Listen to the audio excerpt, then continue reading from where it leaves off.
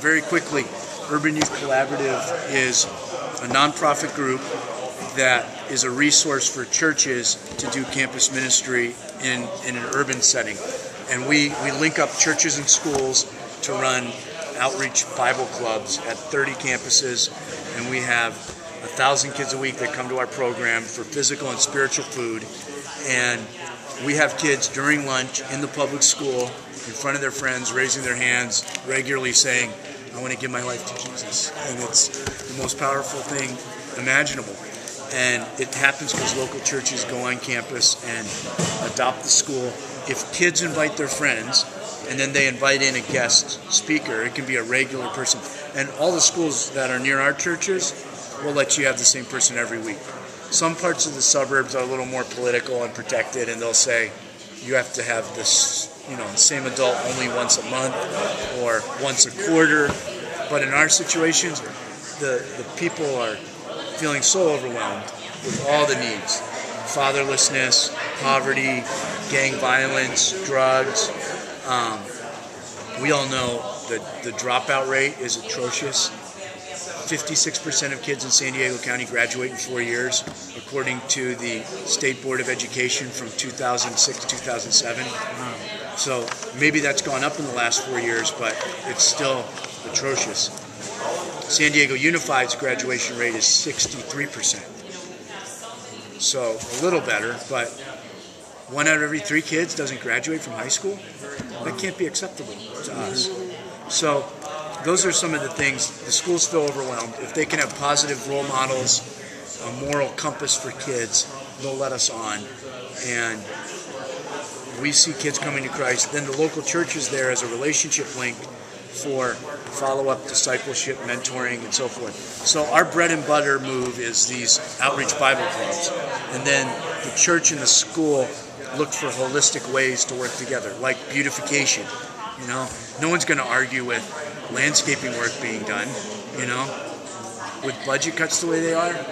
We did, Gompers was one of our sites, so not far from you guys, and Millennial Tech, and the principals both came out that day to help because they were blown away. So beautification's one way of churches and schools working together, and it'd be great to hear more about that. And then mentoring, tutoring, simple things like reading with a kid helps them do better in school, because the other tragedy is not just that so few of our kids graduate. The other tragedy is that those that do often don't have above 8th grade reading and math skills. The average urban graduate in our country, if they graduate, they have the diploma that says I'm a high school graduate, can do math and use English at an 8th grade level. So they're not ready for college, they're not ready for a job, they're not ready for surviving in our society, let alone thriving. So there's a lot of those kinds of needs where a church could have someone read with a kid once a week. And it could be a separate tutoring program, or it could just be sending volunteers into an existing tutoring time that most schools have already. And a principal's not going to turn down free volunteers, Question. Yeah. So, going into the school, we meet with a key person, be it a teacher, a counselor, right, maybe even a dean in that case. Yeah. That may be able to tell us what is the need and attack that need first. Right? Yeah. I would suggest this: if it's a high school, there's an established student government system, and having some student leaders who fill out the paperwork for a club. They have to name a president, a vice president, secretary, some of those basic things. You can get a club up and running without talking to the principal at a high school if you have a student leader. And I can show you how to do that. But then the neat thing is, once the club's running, it's good to let the principal know, hey, we're here, we care, we'd like to get involved. With this beautification day, we have new relationships with the principals so that if we want to start clubs, it's an easier deal as well, because they're already supportive of us. They know we're not just Bible thumpers or proselytizers, even though we study the Bible and we invite people to consider the Lordship of Christ and to come to Christ. Well, that's the bottom line. That's our foundation. Absolutely. And that's the Bible Club bread and butter. But then finding all these other shared goals to work with the school wins us favor in a way that is really hard to ignore. So I'm the chaplain for San Diego High School's football team. We feed them every week before the game. I'm available as a tutor or a counselor for them.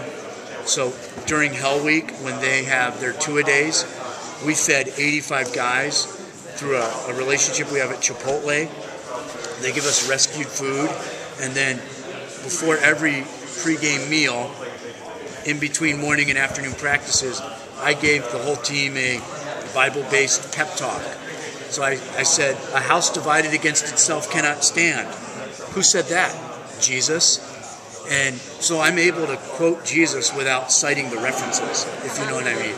But then in our Bible clubs, I can say everything because kids are voluntarily coming. They're invited in by a friend, and then the students invite us in, and that's when we share the gospel and invite kids to come. And so we do the full-on altar call experience in the Bible clubs. The chaplaincy is kind of a middle of the road combination, and then assemblies we can do, and kids have to come to those. So we can't say all that we'd say at a team meeting or in a Bible study.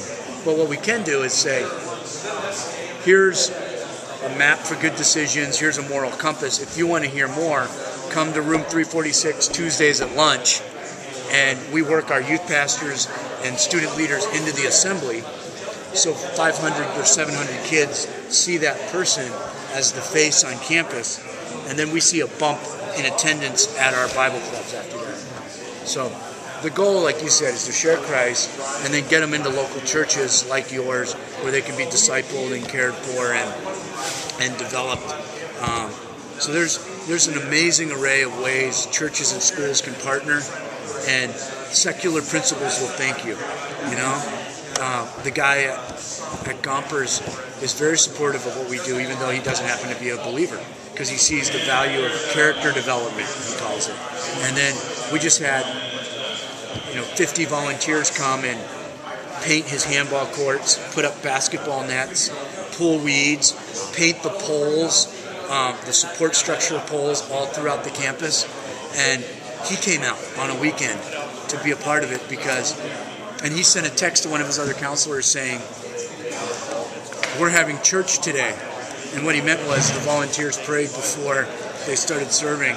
And he was very supportive of it all. So God's given us a lot of favor when they see churches are coming to serve for shared goals. They let us do the other stuff too, because they see it all fits together for the common good of kids. Now, in